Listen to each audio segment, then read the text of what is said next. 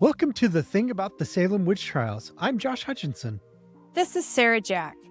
Today, we look at one of the most influential of the so-called afflicted girls. At 19 years old, Mercy Lewis was a grown woman. Yet at the time, she's grouped in with the maids because her work is a maidservant. She's the age that they called maids at the time, and she's unmarried.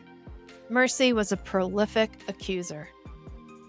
She submitted depositions and testimony against 16 different people, and she was named as a victim of witchcraft in indictments against 13 people. In addition, she appeared in court many times, providing real-time evidence of affliction. Some historians have questioned whether Mercy Lewis was not the ringleader of the afflicted girls, thinking that she was the one who influenced them the most. She lived in the home of her employer, who was Thomas Putnam. That's the same household where the two Ann Putnams lived. She had been through a great deal of trauma in the New England War against the Wabanaki Confederacy and the French. Much of Mercy's extended family was killed in a raid on Falmouth, Maine in 1676 when Mercy was a toddler. And her parents were likely killed in an attack in September 1689 that Mercy may have witnessed. They do not appear in any known records after that point. After Falmouth was captured in May of 1690, Mercy Lewis and her sister, Priscilla, relocated to Essex County, Massachusetts. In 1691, Priscilla married Henry Kenny Jr., a near neighbor of Thomas Putnam in Salem Village. By the beginning of 1692, Mercy was working for Thomas Putnam and his family. She carried with her the trauma of seeing family members killed and may have shared bloody tales with the two Ann Putnams.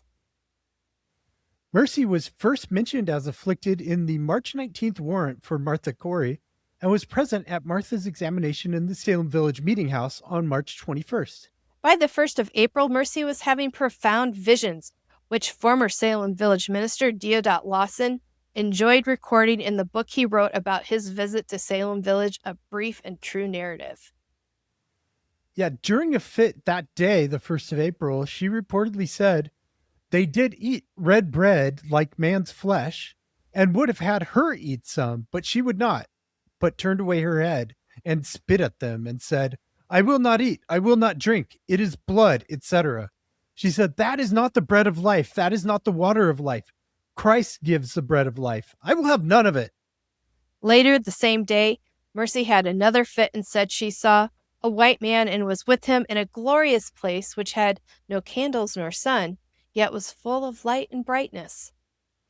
She said that a great multitude in white glittering robes sang Revelation 5:9, Psalm 110, and Psalm 149. We're going to read these verses that she talks about, these passages that she talks about them singing, so we can recreate the vision that she had and go through all the details to try and understand what she's talking about when she says, "I saw a white man and a multitude glittering in robes." So all these glittery, shiny people she was seeing. Let's find out what they were saying. She quoted Revelation 5:9. In the King James Version, that says, "And they sung a new song, saying, Thou art worthy to take the book, and to open the seals thereof. For thou wast slain, and hast redeemed us to God by thy blood out of every kindred and tongue and people and nation." Psalm 110 says, "The Lord said unto my Lord, Sit thou at my right hand, until I make thine enemies thy footstool." The Lord shall send the rod of thy strength out of Zion. Rule thou in the midst of thine enemies. Thy people shall be willing in the day of thy power. In the beauties of holiness from the womb of the morning, thou hast the dew of thy youth. The Lord hath sworn and will not repent. Thou art a priest forever, after the order of Melchizedek.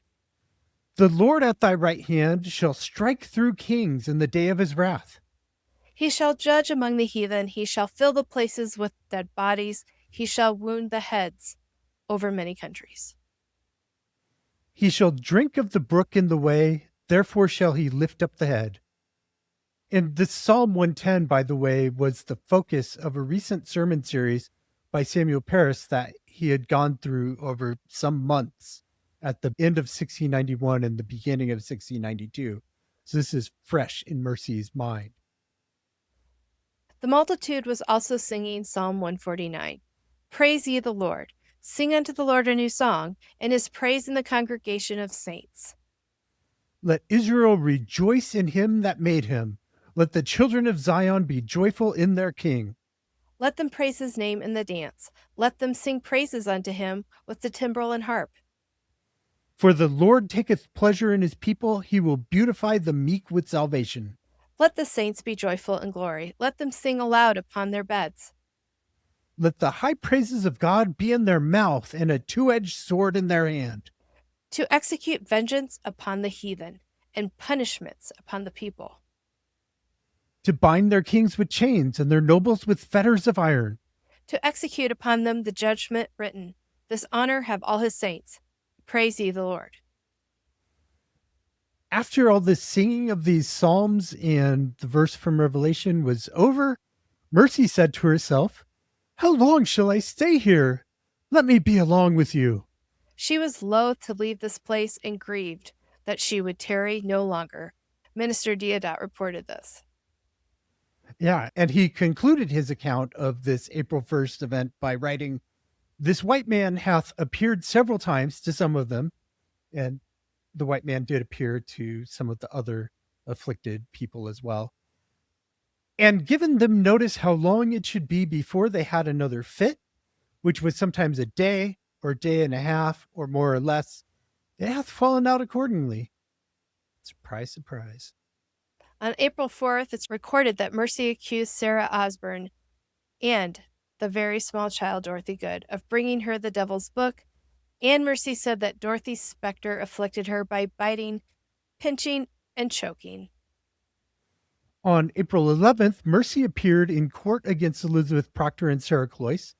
She later testified that Elizabeth Proctor's shape had visited her in early April and had been tormenting her since, including during her April 11th examination. Mercy appeared in court against Giles Corey on April 19th and testified against Abigail Hobbs the same day. She claimed that on April 17th, the apparition of Abigail Hobbs pinched her and almost choked her while urging her to sign the devil's book. The specter continued to hurt Mercy until Abigail's initial hearing, when Abigail confessed to witchcraft, at which point she stopped hurting Mercy. On April 22nd, 1692, Mercy did a rare thing in the Salem witch trials. She actually told the magistrates that they had nabbed the wrong man, Nehemiah Abbott Jr., who was then released on his own recognizance, free to go. On May 9th, Mercy testified against former Salem village minister George Burroughs, who had been her family's pastor in Maine, as well as Mercy's one-time employer and landlord. So this was the right guy, evidently. She knew this guy very well and recognized him in person because she had lived with him and worked for him. So she claimed that his apparition had come to her on the evening of May 7th and grievously tortured her. There's that grievous again, encouraging her to sign his book. He then brought her a new book and urged her to write in it instead, for this book had been in his study when Mercy had lived with him. But she told the apparition that she did not believe him, for she had been often in his study, but she never saw this book there. But his specter said he had several books in his study, which Mercy never saw. He also told Mercy that he could raise the devil and had bewitched Mr. Shepherd's daughter after he'd been imprisoned in Salem on May 4th. According to this apparition, the devil was George's servant and he could send him to harm people. Mercy testified that the minister tortured her most dreadfully and threatened to kill her. He said, "I should not witness against him." He also told her that he had made Abigail Hobbs a witch. Abigail was another Essex County war refugee from Falmouth, Maine, whose family had settled in Topsfield, just across the town line from Salem Village. The specter claimed to have recruited several unnamed witches as well. Then he did most dreadfully torture Mercy again. It felt as though he would have wrecked Mercy all to pieces. He again urged Mercy to write in his book, This time he threatened to kill her, but she said she hoped her life was not in his hands and that she would not write though he did kill her. The next day, Mercy reported that Burroughs came in and said she would not see his 2 deceased wives if he could help it because she should not witness against him. He was concerned here because there were rumors going around that he had murdered his first 2 wives, and so he didn't want their ghosts showing up in winding sheets and pointing the finger at him for their murders. Mercy saved the most dramatic part of this story for the last, testifying that on May 9th, 1692, Mr. Burroughs carried me up to an exceeding high mountain and showed me all the kingdoms of the earth and told me that he would give them all to me if I would write in his book. And if I would not, he would throw me down and break my neck. She continued, I told him they were none of his to give, and I would not write if he threw me down on 100 pitchforks. On the 9th, Mercy said Burroughs also tormented her during his examination. But Burroughs was not the only witch to hurt Mercy Lewis this day. According to her May 10th deposition against George Jacobs Sr., his shape was also active on the 9th. Mercy testified that most dreadfully George Jacobs fell upon me and did torture me on the 9th of May at evening after I came home from the examination of his maid, threatening to kill me that night if I would not write in his book, because I did witness against his maid, his maid is Sarah Churchill, and persuaded her to confess, but because I would not yield to his hellish temptations, he did torture me most cruelly by beating me with the 2 sticks which he had in his hands, and almost ready to pull all my bones out of joint till my strength and heart was ready to fail, but being upheld by an almighty hand and encouraged by them that stood by, I endured his tortures that night. The specter of George Jacobs Sr. returned the next day. As Mercy said, quote, he again set upon me and afflicted me most grievously a great many times in the day, still urging me to write in his book. But at evening he again tortured me most grievously by pinching me and beating me black and blue and threatening to kill me if I would not write in his book. But I told him I would not write in his book, though he did kill me and tear me all to pieces. Right on, Mercy. Mercy continued, then he proffered me to give me gold and many fine things if I would write in his book. But I told him I would not write in his book if he gave me all the world, like George Burroughs had just offered the previous day, and she declined that. Then again, he did torture me most grievously, but at last went away from me. The next day, May 11th, when George Jacobs Sr. was questioned by the magistrates at his initial examination, the specter really got her again. Mercy said, I saw that it was that very man that told me his name was George Jacobs, and then he did also most dreadfully torment me, almost ready to kill me, and I verily believe in my heart that George Jacobs is a most dreadful wizard, and that he hath very often afflicted and tormented me by his acts of witchcraft. On May 20th, 1692, Mercy Lewis was so sick that the people attending her were certain she would die. Jonathan Putnam, James Darling, who's Mercy's uncle by marriage, Benjamin Hutchinson, who's my uncle by blood, and Samuel Braybrook were present when Mercy was sick. They said Mercy was unable to speak, so Elizabeth Hubbard was brought to discover what she could see did afflict said Mercy. When Elizabeth arrived, what happened was that she and Mercy both started having fits alternately. The two both complained much of Mary Esty, who's my and Sarah's grandmother, and our friend Mary's grandmother as well. So the 3 of us know each other, and we're cousins.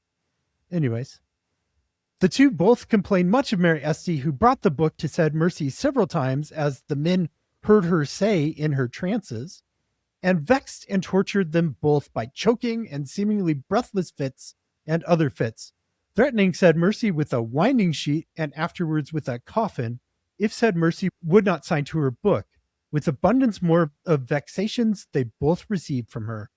John Putnam Jr. and George Herrick, the Marshal of Essex County, soon to be retitled Under Sheriff, testified that they were at John Putnam Jr.'s house and both saw Mercy Lewis in a very dreadful and solemn condition, so that, to our apprehension, she could not continue long in this world without a mitigation of those torments we saw her in, which caused us to expedite a hasty dispatch to apprehend Mary Esty, in hopes, if possible, it might save her life. And returning the same night to said John Putnam's house about midnight, we found the said Mercy Lewis in a dreadful fit, but her reason was then returned again. She said, "What have you brought me? The winding sheet, goodwife Esty? Well, I'd rather go into the winding sheet than set my hand to the book."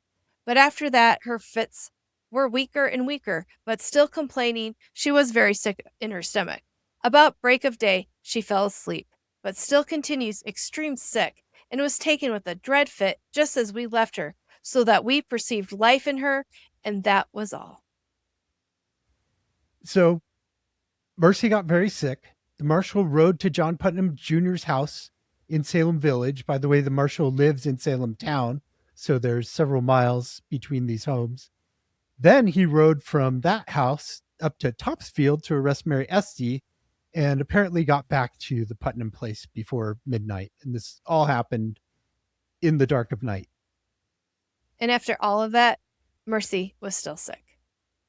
Mary had been released from jail, but Mercy Lewis complained about her so intensely that they thought the only cure for Mercy Lewis was put Mary Esty in jail. And it's just frustrating to see that Mary Esty goes to jail again, and Mercy still isn't better, and she keeps testifying against people all throughout the summer and into the fall. But at this point, no one's hanged yet.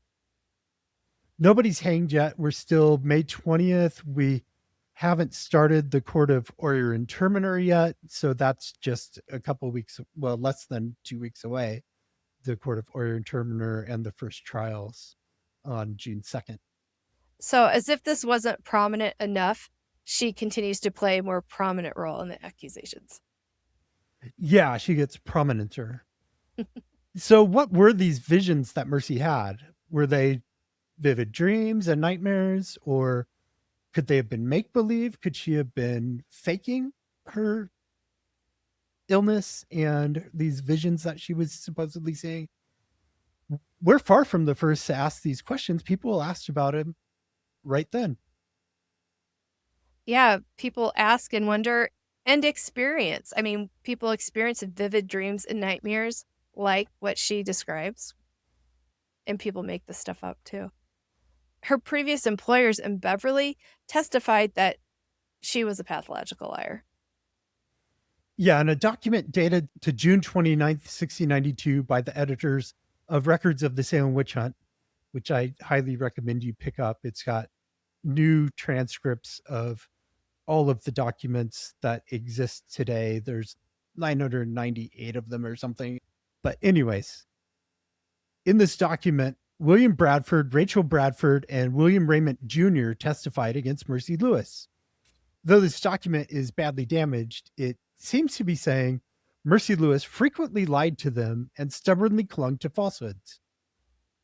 By the way, if you'd like to help support the production of our podcast, buy your copy of Records of the Salem Witch Hunt from our nonprofit bookshop at bookshop.org/shop/endwitchhunts.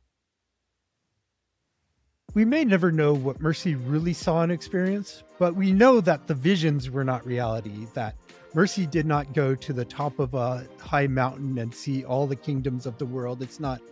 There's no mountain that you can go to and see all the kingdoms of the world. So the visions, they're dreamed, they're hallucinated, or they're just fiction. We are going to have so much more in Mercy soon. And you should follow the day-to-day events of the Salem Witch Trials on our podcast, Salem Witch Trials Daily.